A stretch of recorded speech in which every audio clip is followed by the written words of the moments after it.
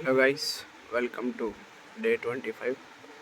ఈరోజు date June 25. మనం గత 2-3 రోజులుగా అయితే కొత్త రొటీన్ యాడ్ చేసాం. అదేంటంటే తిన్న తర్వాత ఒక 10 to 20 minutes నడవడం. అలాగే ఉదయాన్నే బ్రేక్ఫాస్ట్ చేసి వెళ్ళేటప్పుడు బస్సు ఎక్కడానికి వెళ్తుంది కాబట్టి అక్కడ ఒక 700 steps అయిపోతున్నాయి. మధ్యాహ్నం నైట్ కూడా యాడ్ చేస్తే బాగుంటుంది. సో మధ్యాహ్నం నేను ఏం చేస్తానంటే మా ఇన్స్టిట్యూట్ నుంచి కొంత దూరం నడిచి వస్తున్నాను. వింత ఏంటంటే ఈరోజు నిన్న మీకు చెప్పినట్టే ఒక వరుసగా 3-4 days నుంచి కంటిన్యూస్ రైన్సే.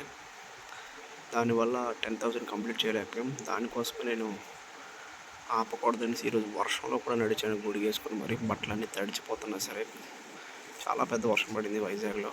అయినా సరే లంచ్ తర్వాత నేను నడవడం జరిగింది.